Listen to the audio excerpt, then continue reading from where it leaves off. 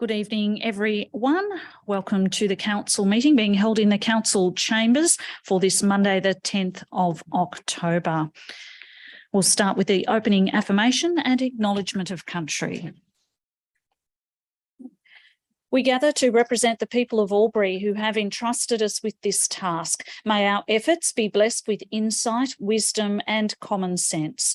May our personal values give us honesty and courage to serve our community effectively and with respect for all.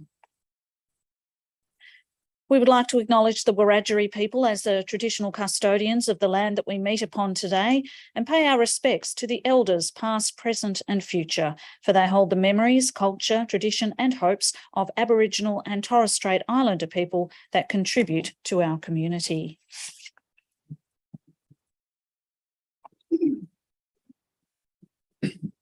This council meeting is being webcast and recorded. By speaking at the council meeting, you agree to being recorded and webcast. Please ensure that if and when you are speaking at this council meeting, that you are respectful to other people and use appropriate language. Albury City accepts no liability for any defamatory or offensive remarks or gestures made during the course of this council meeting. An audio recording will be made for administrative purposes. Item Cm3, conflict of interest declarations received by the Chair and disclosure of political donations. Mr. CEO. Thank you, Mayor King. No conflict of interests received this evening, and there are no development applications with respect to disclosure of political donations this evening. Thank you.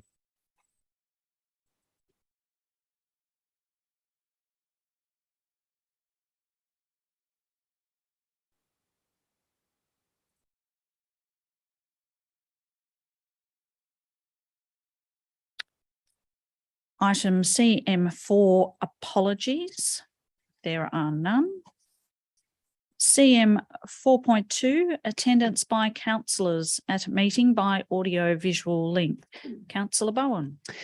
Thank you. I'd like to recommend that council receive, note and accept the attendance of Councillor Cameron via audio-visual link or Zoom for this meeting.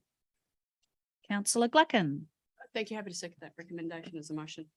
Thank you, councillors. Happy to put the motion. Those for, those against, the motion is carried. Thank you, councillors. Cm5, Merrill Minute. There is none.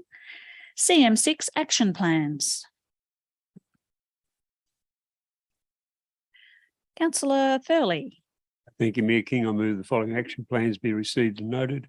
1, actions complete for noting only. 2, actions awaiting response from external parties. 3, actions in progress, and 4, long-term issues more than 3 months. Councillor Callaghan. Thank you, Mayor King. Happy to second the motion. Councillor Thurley, do you wish to speak to the motion? Councillor Baker has a question.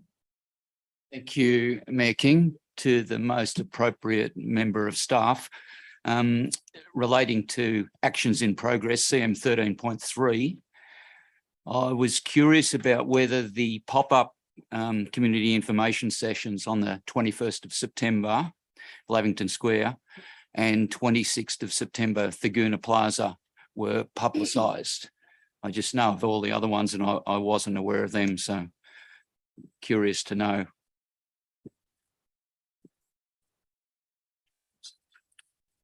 (13.3). One moment.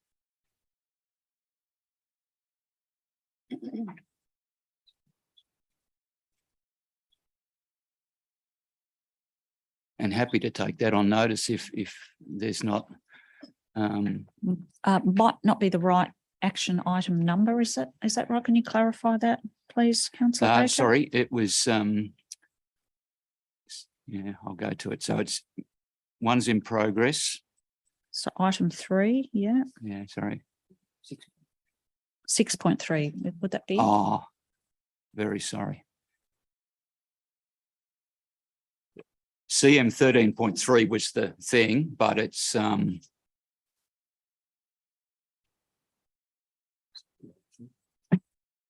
Draft Eastern Hill Activation Master Plan. Actions in progress, CM 13.3.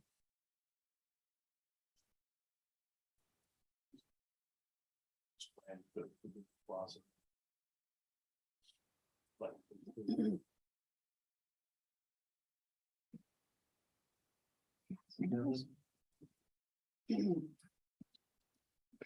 Miss Meadows, is it? Sorry, Mary? Kerslake, sorry. Thank you, Mayor King. Sorry, Councillor Baker, could you repeat the question, please? Yes, so the pop-up community information sessions, in the report, it says there was two held, one on 21st of September, Lamington Square, and one on the 26th of September, Thaguna Plaza. I was aware of the others, but not those two. And I was wondering if they occurred and if they were publicised. Thank you for the question, Councillor Baker. They were publicised through the normal council meets via mostly Facebook. I'm led to believe it was run through our communications team, so I can take it on notice if you'd like and respond. I'm led to believe that we did have one representative at one of those sessions from the City Landscapes team. Thank you. I wasn't aware that it was coming up, and it wasn't where the others were publicised. So just curious on that, and maybe if you could take it on notice to let me know on that. More than happy to do that, Councillor Baker. Thank you. On the same topic, to the most suitable or relevant member of staff, could you tell me a little bit more about the external consultant engaged to undertake some high-level evaluation, just what that means in simple terms for me?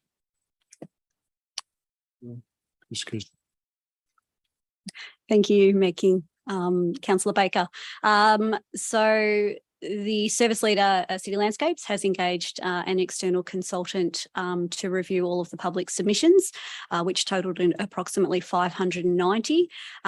She will be looking essentially for broad themes that came through the public submissions. So if there were themes for or against, specifically for the plan, if there were topics around dogs, lookouts, mountain bikes, and be providing feedback with regards to those themes.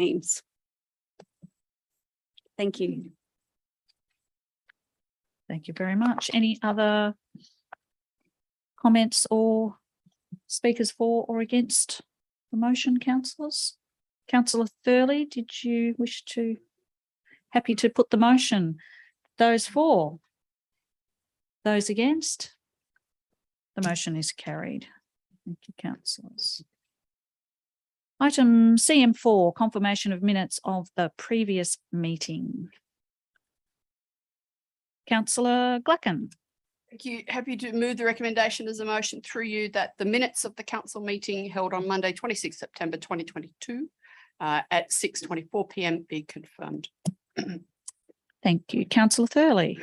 Second the motion, Mayor King. Happy to put the motion if there's no further debate, given it's procedural. Those for? Those against? The motion is carried. Thank you. CM8, reports from community forums. There are none. CM9, notices of motion, notices of rescission. CM 9.1, notice of motion biosolids. Councillor Thurley. Thank you, Mayor King. I move that Council 1 begin investigations into the conversion of biosolids from our sewage treatment plant via gasification into the product known as biochar, and provide reports to Council at appropriate intervals. And 2, liaise with neighbouring councils and other parties to determine whether a partnership can be formed to advance the studies. Councillor Bowen. Thank you. I'll second that motion. Councillor Thurley, do you wish to speak to the motion? Yes, I do. We've been for a long time looking at what we can do with our biosolids, and composting was the way we were looking, but we're having significant difficulties there because of the EPA regulation with PFAS contaminants, for example. And at the Murray-Darling conference, one of our delegates spoke about this product called biochar. It's achieved by pyrolysing the waste at high temperature under low oxygen conditions, and it generates what's likely an activated carbon material, which when applied to the soil increases the water holding capacity of the soil. It's also got a number of other uses. The City of Logan is expecting a full-scale plant to come online in 2023 at a cost of about $28 million. They're a city of 300,000, so they're a little bigger than us.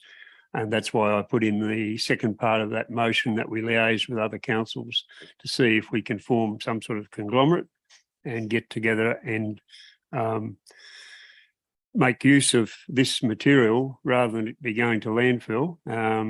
It contains nitrogen, phosphorus and fibre, which our soils all lack, but it's not particularly suitable for composting. So this is an alternative way of dealing with it. I think Logan City have reduced their waste biocides by about 90%, and they've also decreased their carbon emissions by nearly 5,000 tonnes per annum. So I just like us to investigate that and see whether it's applicable. Councillor Glacken has a question. Thank you. Through you, Madam Mayor, to the most relevant member of staff. Two questions, if I may. The first being biosolids. Is it possible, I know what our biosolids are that Councillor Thurley is referring to. Is it possible to use some other waste as well to bump up what would be processed, number one, and two, as in, looking at economies of scale. And the second question being, are places like, for example, City of Wagga, Griffith, etc., are they likely candidates because they have water or waste processing treatment areas? Not all local government areas do. Are they the sort of people we're hoping to be able to partner with? Mr. Willis? Thank you very much for the question, through you, Mayor King. Essentially, the answer to the question is yes, all types of feedstock could be utilised. The question is what's going to be suitable, and evaluating the various types that are available to us through various agencies and other councils that may be a benefit to us in what we're trying to achieve. Okay, thank you. I'm keen to explore the broader opportunity to try and increase that volume, not just looking at the category of what we've been traditionally looking at, the waste product from the water treatment area. So yeah, thank you very much. Thank you very much. Councillors, any other speakers for or against or questions? Councillor Thurley, do you wish to sum up or put the motion? Yes. Sorry. Northeast Water, for example, could be a partner in this. I mean, they run a sewage treatment plant in Wodonga, but any form of organic waste is suitable to this for this technique.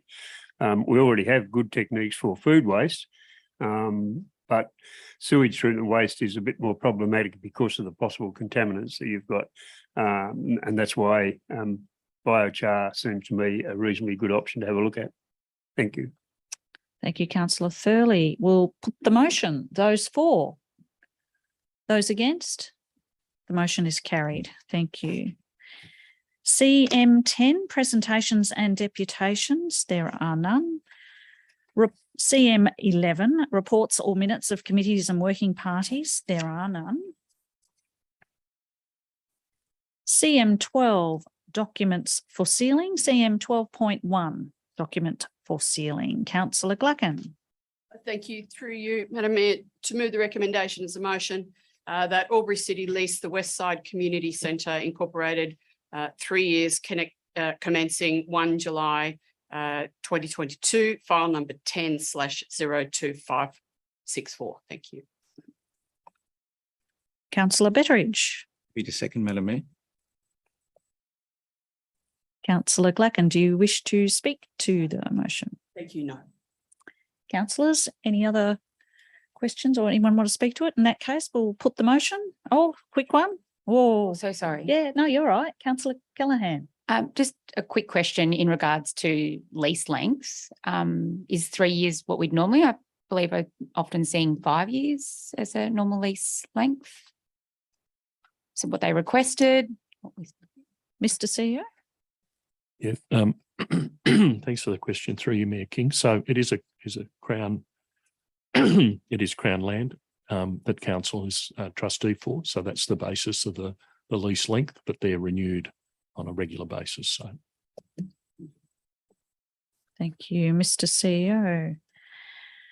Happy to put the motion, councillors. Those for, those against? The motion is carried. Thank you. CM 13, Officers' Reports for Consideration. CM 13.1, Murray Park Play Space Construction Contract, number 22/01331. Councillor Thurley. Thank you, Mayor King. I move that Council A accept the tender for Enviroculture Services for contract number 22/01331, Murray Park Play Space Construction for the lump sum amount of $510,000, 518, including GST, and B, makes the necessary adjustments to the 2023-24 capital budget program to accommodate the funding for this project. Councillor Bowen. Thank you, Mayor King. I'd like to second that motion. Councillor Thurley, do you wish to speak to the motion? Thank you, Mayor King. Councillors, any speakers for or against or questions? Happy to put the motion? Those for? Those against? The motion is carried.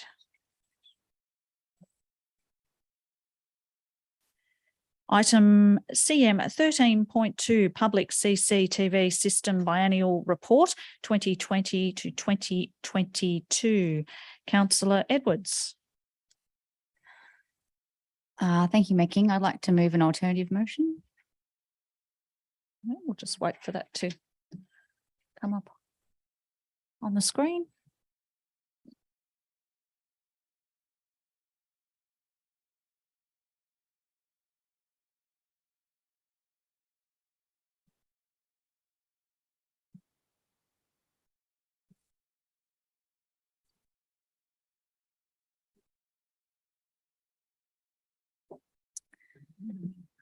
Thank you. I move that Council A receives and notes the draft Public CCTV System Biennial Report 2020-2022 and B, preserves the operation of the public CCTV system in its current state with no further investment or development other than maintenance, planned activities / endorsed projects and community engagement until a report is presented to Council investigating how the achievement of Objective 1 as outlined in the CCTV Code of Practice and Standard Operating Procedure can be evaluated and met. Councillor Bowen. I do second that motion. Councillor Edwards, do you wish to speak to the motion? Yes, please. A key objective of our public CCTV system is to decrease Albury's rate of criminal behaviour for assault, being non-domestic violence, stealing from retail premises, malicious damage, and resist or hinder an officer. However, these statistics, adjusted for statewide COVID impacts, do not currently demonstrate a reduction in these crimes. I accept that the footage, when requested by police, may help them apprehend offenders.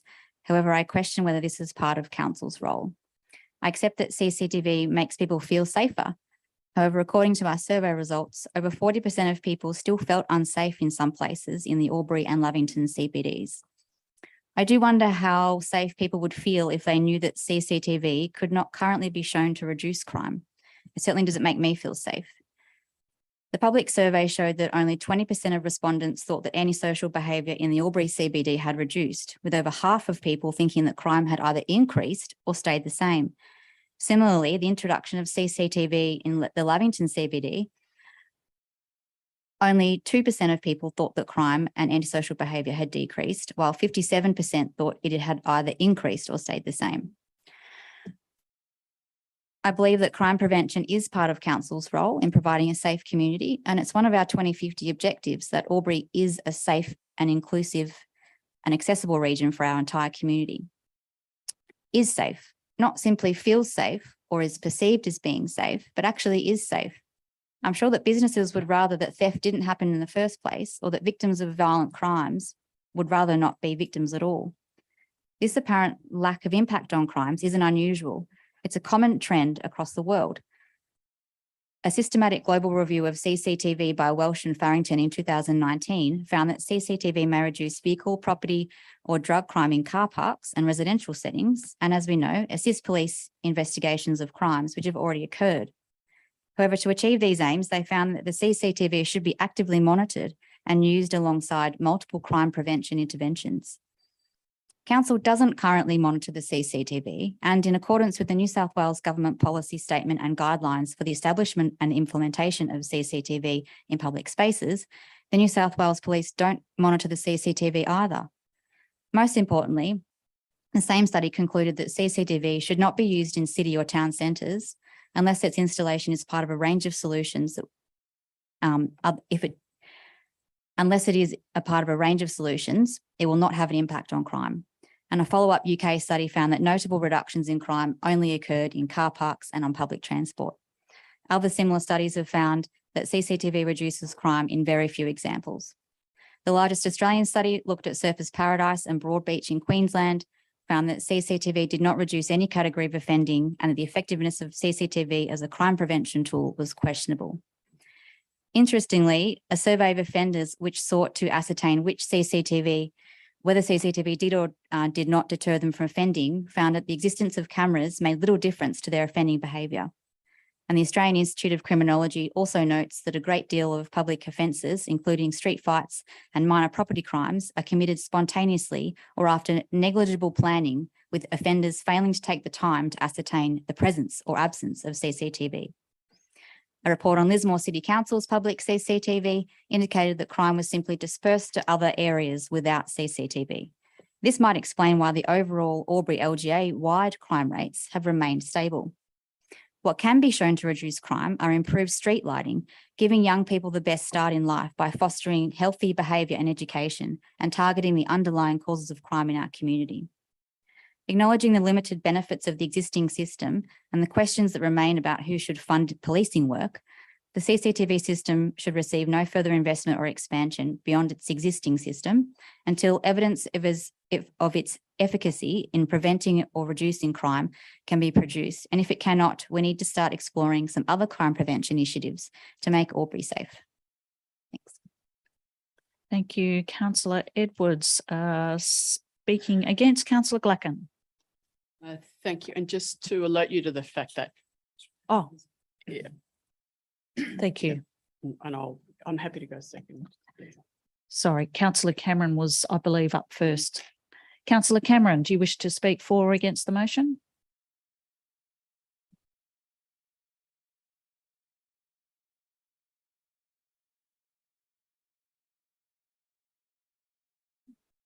Councillor Cameron, can you hear us? Are you happy to speak for or against the motion?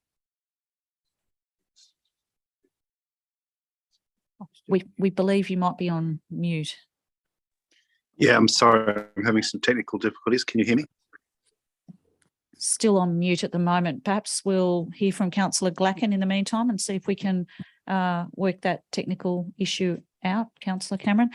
Hello, can you hear me now? Still no. Councillor Glacken, did you wish to speak? Thank you very much. Through you, Madam Mayor King. I speak against this motion and foreshadow that should this motion be lost, I would move the original motion as an alternative motion.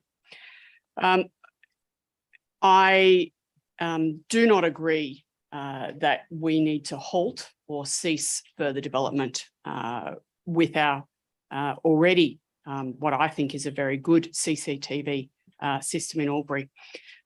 It does assist police, and we have been told in a number of forums with the Albury Police that it does assist them. We know that it assists with apprehension and in court. So it helps with the ongoing issues related to that initial crime, and the police being able to bring that not only to the courts, but be able to better show the courts the situations.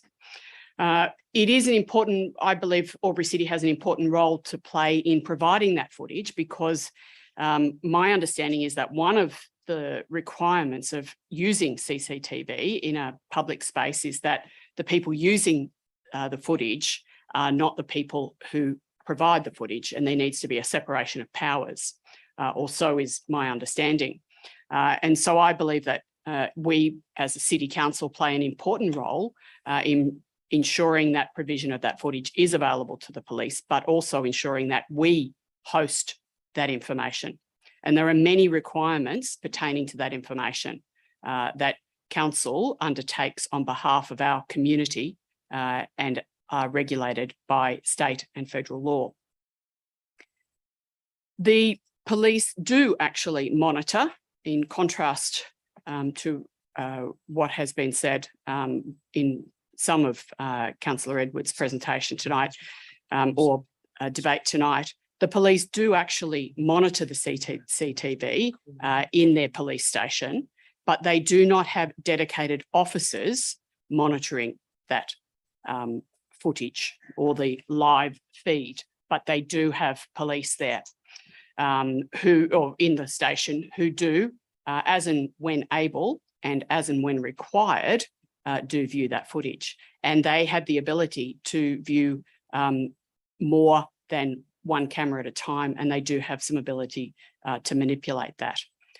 I cannot agree to this suggestion, and I believe that we need to continue to grow and develop our CCTV system here in Albury. I believe it's been positive. I believe it does assist our community, and I believe that the police are supportive of this. Happy to look at alternative ways in which we could better work with police, but I believe that we need to continue this current process. It was the CCTV introduction to Albury was something that I didn't initially support. And it was when the police agreed to partner with Albury City and the federal government at the time with funding.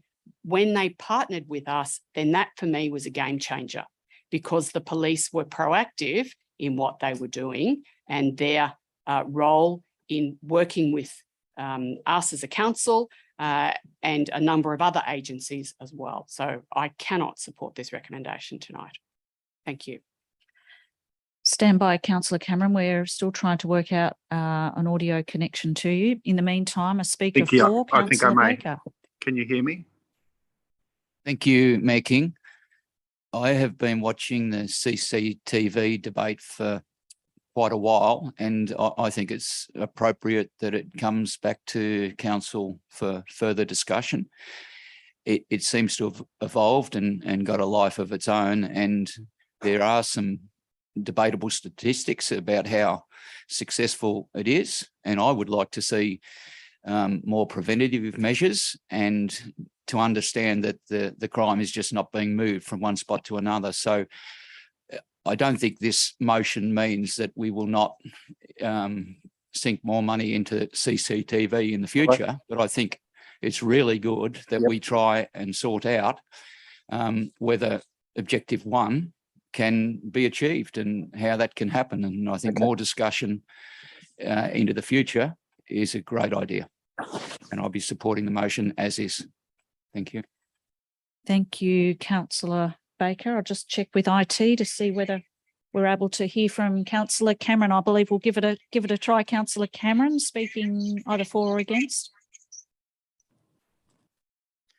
Thank you. Can you hear me? Yes, we can hear you. Okay, this will test my oratory.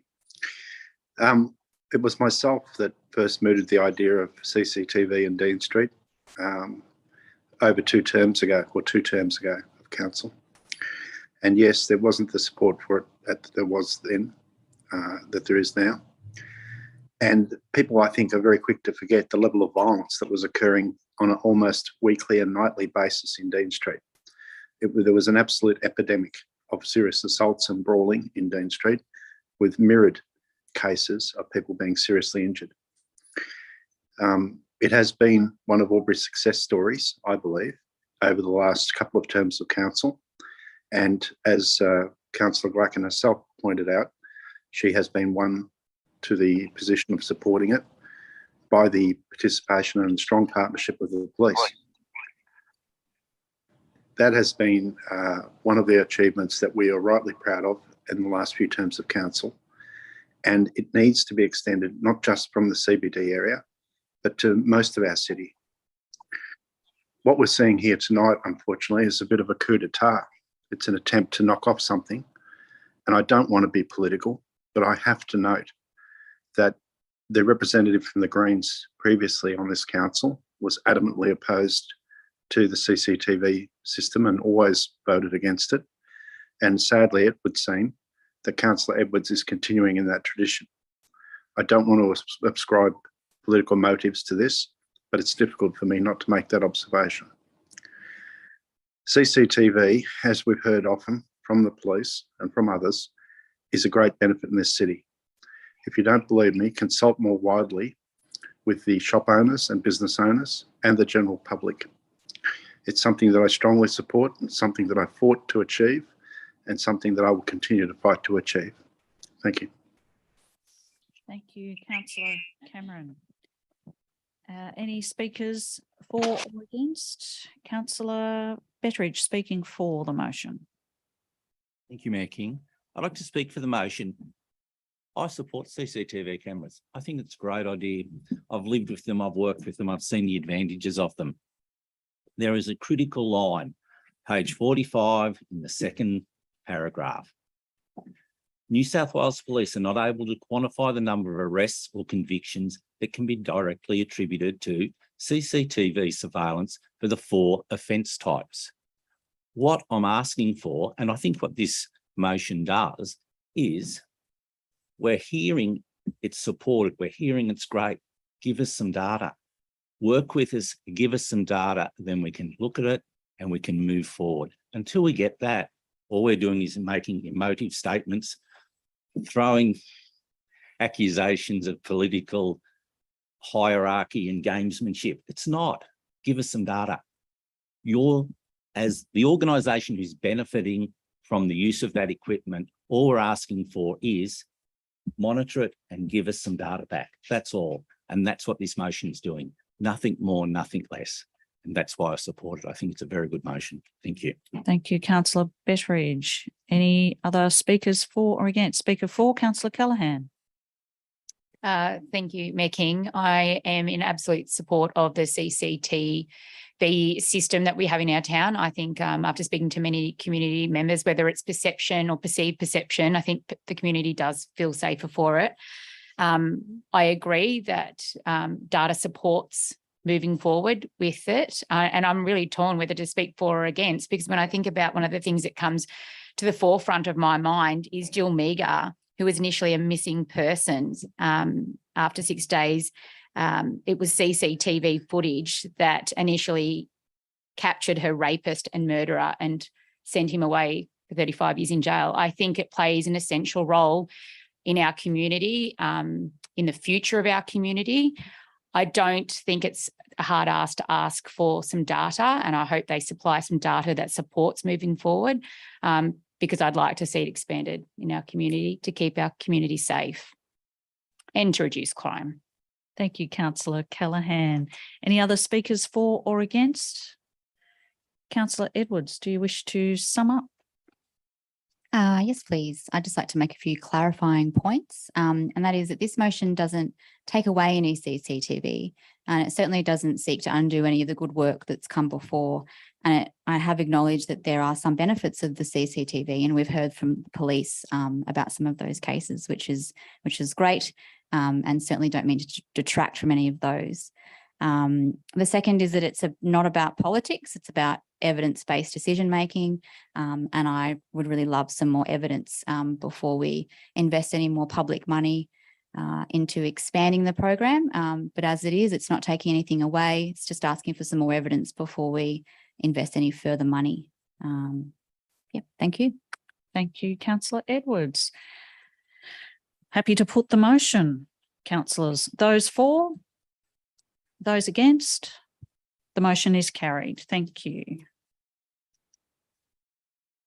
Item CM 13.3, change of council meeting date from 24th of October 2022 to the 31st of October 2022 due to the Local Government New South Wales Annual Conference. Councillor Thurley. Mayor King, I move that council adopts the change of council meeting date from the 24th of October 2022 to 31st of October 2022. Councillor Callaghan.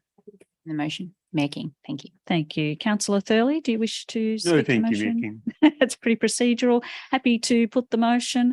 Those for? Those against? The motion is carried.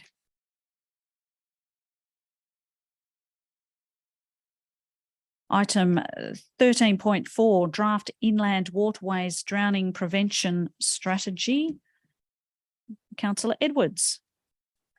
Thank you, Mayor King. I'd like to move another alternative motion. I'll just wait for that to come up.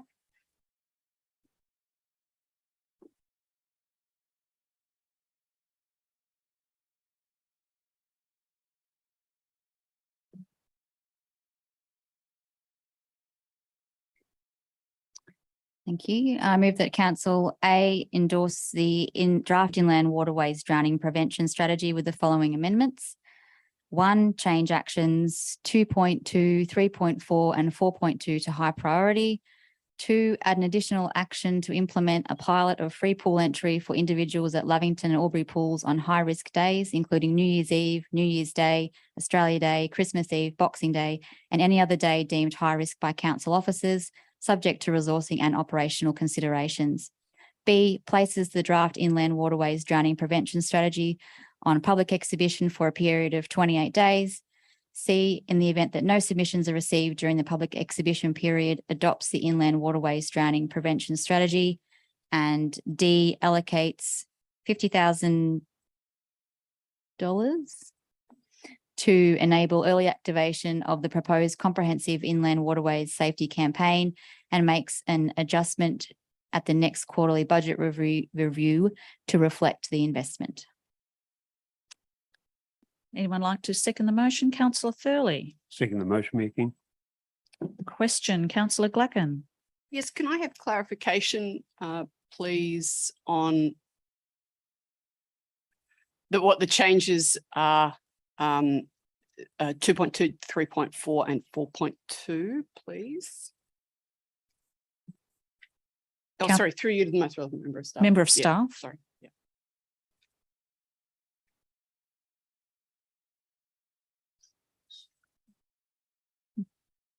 Ms. Code, are you happy to outline those actions 2.2, 3.4 and 4.2 for us?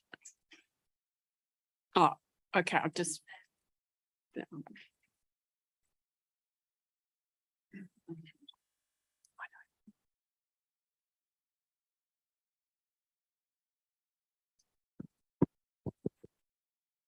Thank you. Thank you for the question through you, Madam Mayor. Apologies for the microphone muddle up. Yes, I can certainly expand on that. So within the strategy, we have 4 key themes, and one of these is in action 2.2, 3.4 and 4.2. 2.2, it is raising the theme from medium to high priority. That is the theme about exploring the feasibility of a pilot for emerging help points, including rescue equipment and communication systems. So the request is that rather than medium, that this is a high priority item. So we will dedicate resources to enable that to be in action as soon as possible. That is similar with item 3.4, which is in the strategy, which looks at exploring feasibility of implementing a renewed safety signage system. So we had that as low. Not that it's low in importance, but it's trying to manage a number of competing priorities and trying to make sure that we balance all of our resources. However, this is now recommended to be high, so we will look to enact that sooner rather than later. Again, it's about juggling resources and priorities. Everything in here is important. We just can't do everything at the same time. Similar to 4.2. 4.2 in the strategy talks about implementing a subsidised swimming lessons for the call community. We had that as medium, not that it isn't important, but it's just about, again, trying to prioritise some things. So this will now be a high priority. They're all important. It's just about how we achieve them and the timelines we need to achieve them in. Thank you, Ms. Code. Follow up, Councillor Glacken. Happy with that. Another question, Councillor Callaghan. Thank you, Mayor King, and through you to the most relevant staff member. I actually have 2 questions, but I'll start with the first one. There is budget allocated in 2023 for a splash park. what will this look like for our community? How is this project proceeding? When is it likely to commence? Can we just have a little bit of background information on that, I think, which will inform the community and their have their say. Ms. Kerslake, I believe. Oh, Mr. Warlow, thank you. Thank you.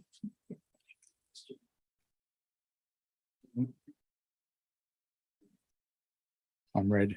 That's good. The splash park actually forms part of Albury City's place-based strategy. So it certainly has been highlighted in that strategy, which is still in draft form, that it is a viable option for the foreshore. In addition to that, it's also there's scope within the Murray River experience where it does indicate that a splash park may be a viable option for down around Noriel Park and in that region. So funding is available for the original or the initial design and scoping in the years 23, 24. There is no funding though for the actual construction or detailed design at this stage. So should it be found to be something that council would like to adopt in those strategies, additional funding sources would be sought for its construction.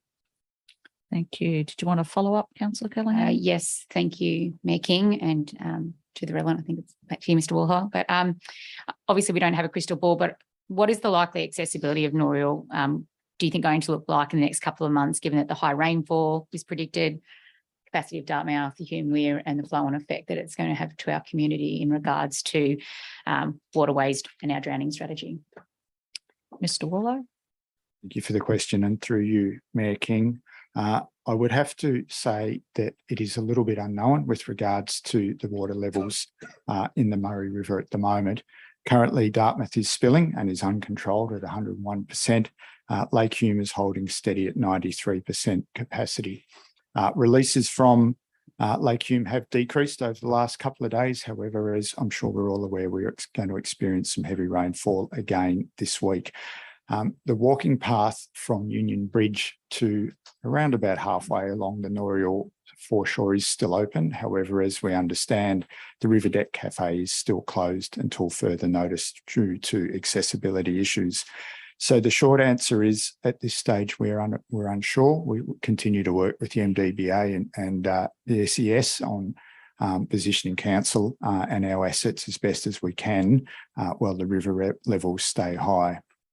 With regards to the second part of your question and how this would affect the Albury Splash Park or the proposed Albury Splash Park, that design and the construction, that would be some years out. So currently, I can't see that would be any detrimental effect to that project. Thank you. Happy. Yeah, Thank you, Councillor Callaghan. Question, Councillor Baker. Thank you, Mayor King. Through you to the mover of the motion, Councillor Edwards. What was the rationale for picking those particular days, and are there any statistics saying they're drowning days, or is that to try and relocate people from maybe the river or the weir to a controlled space of water? I was just curious to know the rationale behind it. Councillor Edwards. Yes, so that additional action, those are high-risk days. I don't have the data in front of me, but I believe that there are more likely to be drownings on those particular days. And certainly in Albury, we've seen a number of drownings on some of those days. So the idea is to encourage the swimmers to use the safer and supervised pool water on the days when we're historically likely to have more drownings, and that the cost would be minimal for those days and could actually save someone's life. It would be moving people who wouldn't have already been at the pool to be at the pool. So the cost at the gate, there's no real loss there. However, it's been pointed out by staff that there would be additional costs of staffing, cleaning, this kind of thing, which wouldn't be huge and could make a real difference to someone. Follow up, Councillor Baker, all happy with that? Thanks, Councillor Edwards. Question, Councillor Glacken. Thank you. Further to Councillor Baker's question, if we do utilise those days for free pool entry, how will we be able to determine whether or not we've actually saved people from drowning? How will we gather that that data to show that it was effective. Is it I'm assuming it's a trial to see whether or not that has an effect, but I just don't understand how that would have an effect. I can't, maybe through you to the most relevant member of staff, can staff provide us with a possible solution to be able to monitor how effective that those usage days would be? Ms. Code? Thank you, Councillor Glacken, and through you, Madam Mayor, Mayor King, apologies. Having looked at this today, I think we would need to consider how we would implement it in terms of evaluation. Certainly, if we have no drownings, that's 100% a positive. We don't want anyone having any incidents or anyone being rescued or any sort of occurrence with any negative implications at Noriel or at the Hume Weir. We would need to work through how we would actually, what the evaluation criteria would be. So that's something we would need to explore. Thank you. Councillor Edwards has a question. Thank you, Making, and through you to Ms. Code. In your opinion, would the pilot be more or less or the same amount of measurable as any of the other actions in the strategy? Because everything else in the strategy would be the same, is that it would be very hard to measure. Thank you for the question, Councillor Edwards, and through you, Mayor King. I don't know whether I'm the best person to be truly qualified. That's something New South Wales Lifesaving can answer in terms of we have to have a range of measures. There's no one solution that will solve the issue. We have to have a range of measures in place: education, prevention, pool days, public awareness campaigns, ambassadors to champion good, safe swimming practices, talking to our whole community. And different people will respond to different measures. Families will have different things to a single young male who we know is a high risk of drowning in our community based on the statistics. They all have different leverages which will work with them. So I think it is a complete suite of things that we need to do to make sure we protect our community. And I don't know whether I could rank them. Thank you. Question, Councillor Bowen. Thank you, Mayor King, and through you to Councillor Edwards, if I may, just regarding the item 2 on your proposal. Is it the opportunity that maybe it could be that we investigate the options of doing those days rather than implement it straight away without actually doing the direct action, without actually having some form of system in place in that respect? Is that something that you could consider as an option rather than implement it straight away? Councillor Edwards.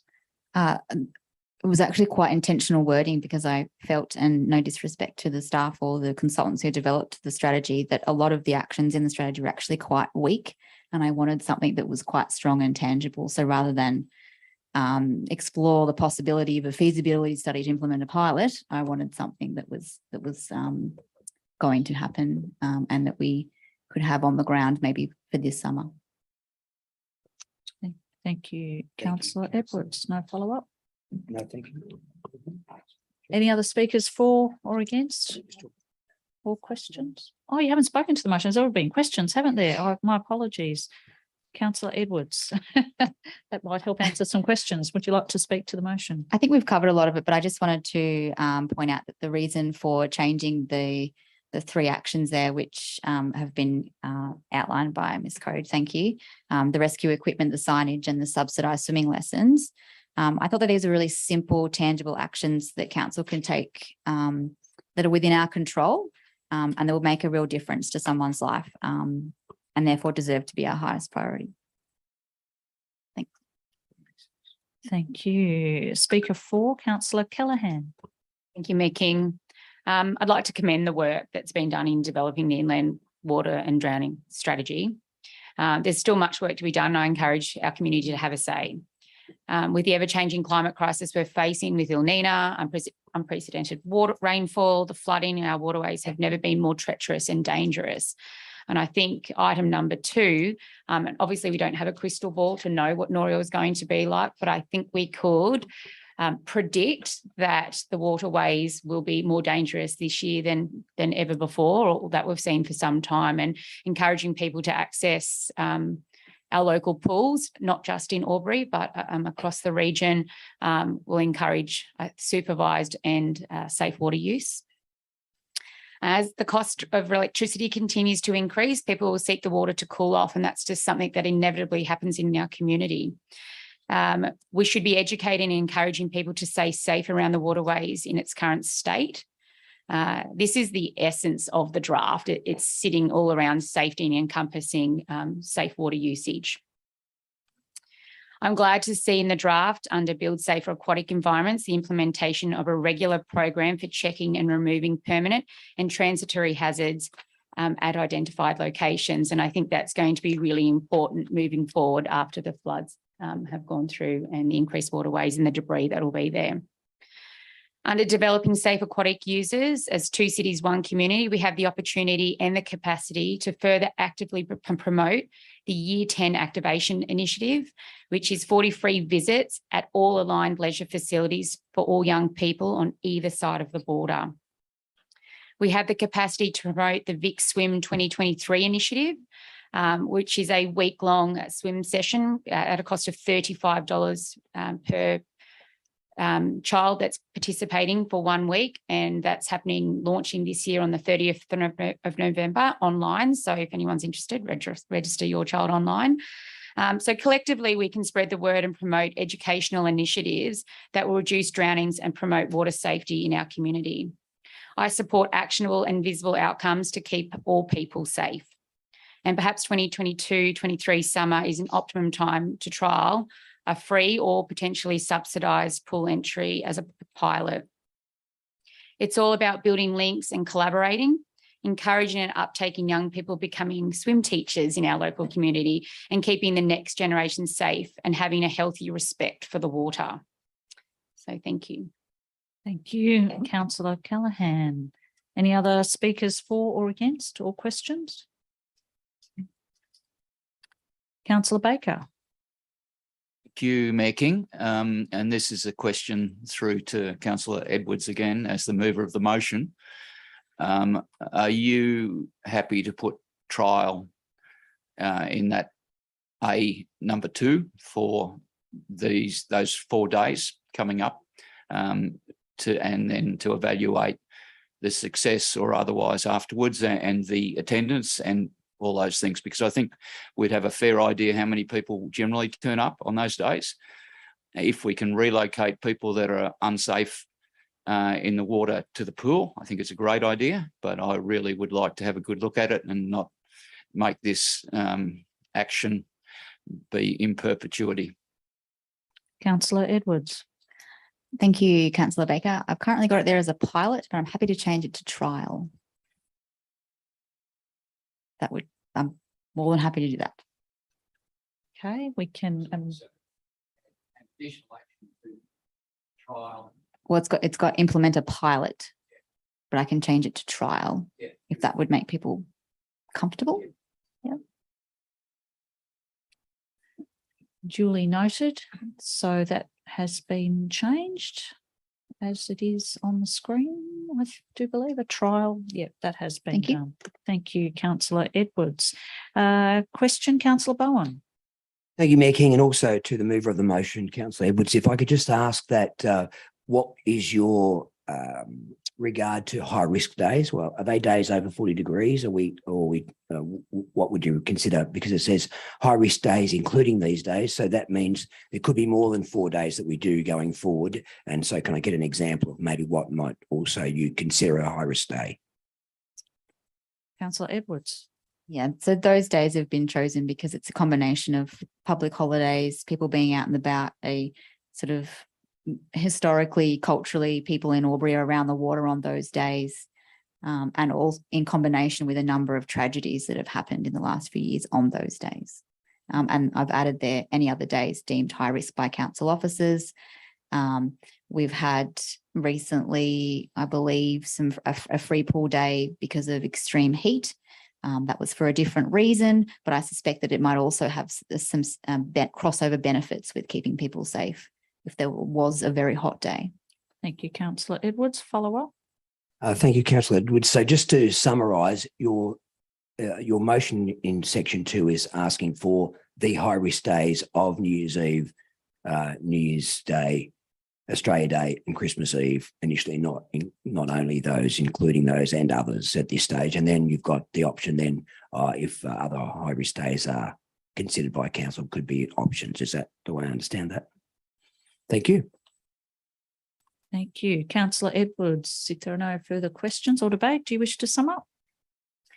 No, thank you. I just encourage councillors to support these simple but important changes to keep people safe. Thank you, Councillor Edwards. Happy to put the motion. Those for, those against, the motion is carried. Thank you, councillors.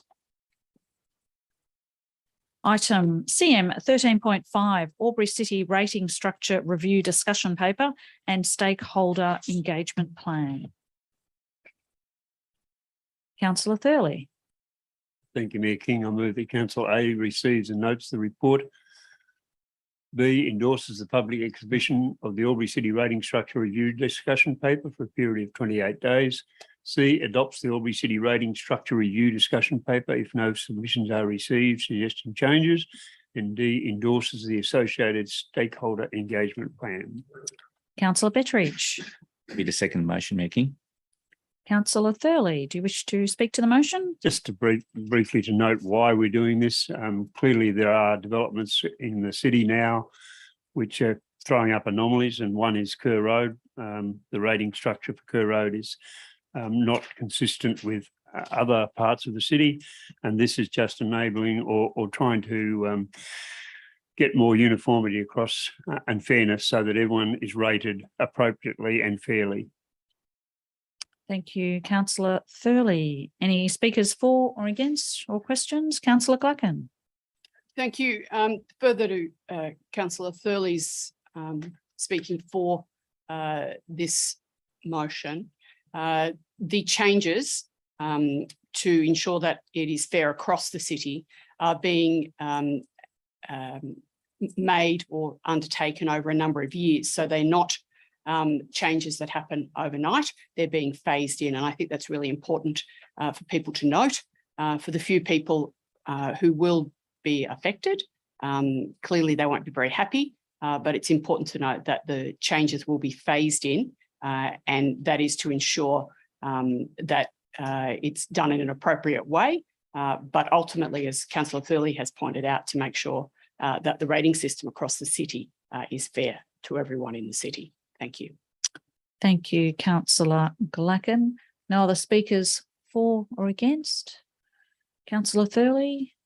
No, thank you. Happy to put the motion? Yep.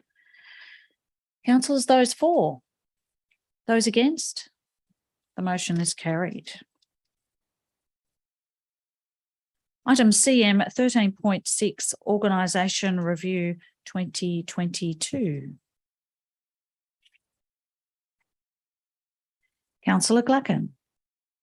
Thank you, through you, Mayor King, to move the recommendation as a motion that Council A receive and note the report on the review of the organisation structure. B, endorse the 2 directorate organisation structure as detailed in attachment 1.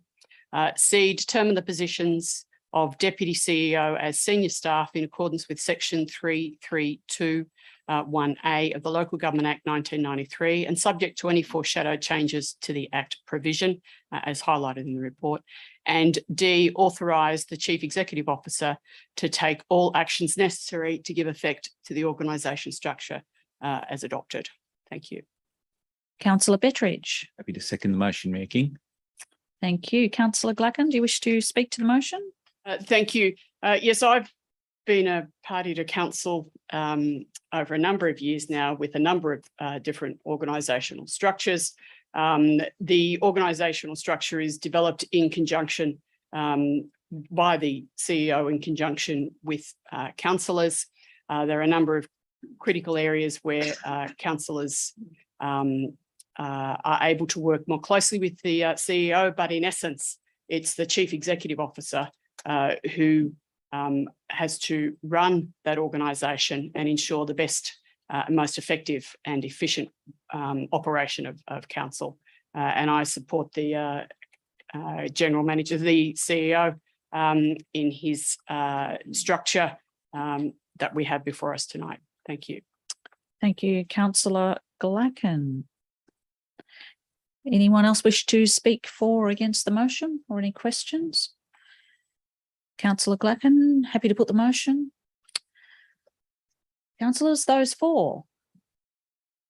Those against? The motion is carried. CM 14, Officers' Reports for Noting. CM 14.1, Audit, Risk and Improvement Committee, the ARIC Annual Report. Councillor Thurley. Mayor King, I move that council receives and notes the Albury City Audit, Risk and Improvement Committee Annual Report 2021-2022. Councillor Glacken. Thank you. Happy to support Councillor Thurley's recommendation as a motion. Councillor Thurley, do you wish to speak to the motion? No, I don't. Thank you, Mayor King. In that case, happy to put the motion if there are no other speakers for or against. Councillors, those for? Those against? The motion is carried. CM 14.2, Disclosures of Interests, Councillors and Designated Council Staff, 1 July 2021 to 30th of June 2022. Councillor Betteridge. Thank you. Through you, Mayor King, I'd like to move that council receive and note all annual disclosure of interest returns for the 2021 to 2022 reporting period for councillors, ARIC independent members and designated persons, and acknowledge that annual disclosures of interest will be made publicly available per the Government Information Public Access Regulation 2018. Councillor Thurley. Second the motion, Mayor King. Councillor Betteridge, do you wish to speak to the motion? No, thank you, Mayor King. Councillors, any speakers for or against? In that case, happy to put the motion. Yeah. Thank you. Those for? Those against? The motion is carried. CM 15, Delegates' Reports for Noting. CM 15.1, the Murray-Darling Annual Conference, September 2022. Councillor Thurley. Thank you, Mayor King. I move that council receives and notes the Murray-Darling Association Delegates Report for tabling at council, September 2022. Councillor Edwards. Happy to second the motion, Mayor King. Thank you. Councillor Thurley, do you wish to speak to the motion? I'd only like to highlight a couple of things that came up at the conference. We now do have an Inspector General for Water Compliance. However, his ability to do anything about compliance in New South Wales is almost zero because they don't have any water sharing plans accredited. They're only 3 years late. The other issue that came up again was carp control. It's gone very quiet. There was a period when the release of the virus was talked about. I think councils all across the states indicated their serious concerns about 50,000 dead carp turning up in a backwater in their city, and who would be the ones to have to get out? It'd be Mr. Warlow and his team, with dredges and cranes and trucks and a hell of a smell.